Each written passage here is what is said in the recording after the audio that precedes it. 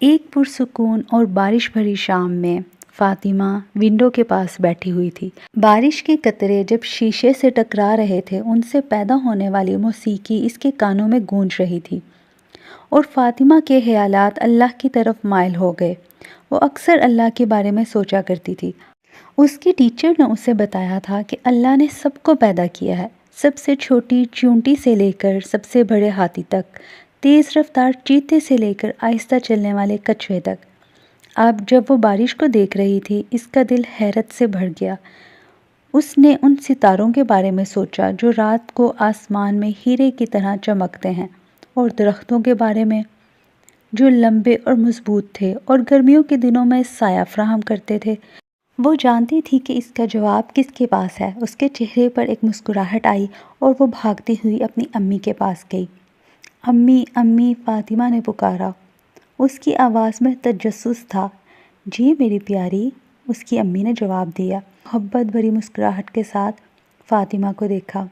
فاطمہ نے پوچھا، امی، اللہ مجھ سے کتنا پیار کرتا ہے؟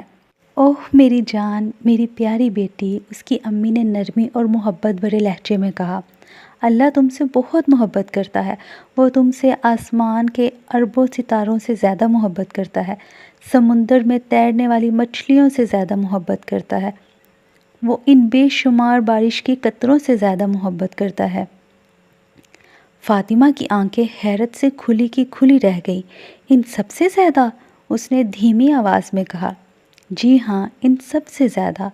اور کیا تمہیں پتہ ہے کہ میں تم سے کتنا پیار کرتی ہوں؟ فاطمہ کی امی نے پوچھا۔ فاطمہ مسکرائی اور بولی، دنیا کی ہر چیز سے زیادہ۔ اس کی امی نے نرمی سے ہنستے ہوئے اس کے ماتھے کو چوما۔ ہاں، دنیا کی ہر چیز سے زیادہ، لیکن میری محبت جتنی زیادہ بھی ہو، اللہ کی محبت سے کم ہی ہے۔ فاطمہ نے اپنی ماں کو گلے لگا لیا، خود کو مضبوط اور محبوب محسوس کیا۔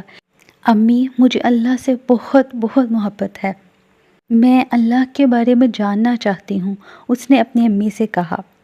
فاطمہ کی امی نے کہا، جتنا زیادہ تم اللہ کے بارے میں جانو گی، تمہیں ان کے قریب ہونے کا احساس ہوگا، اور جتنا قریب ہوگی تمہارے دل میں اتنا ہی سکون اور خوشی ہوگی۔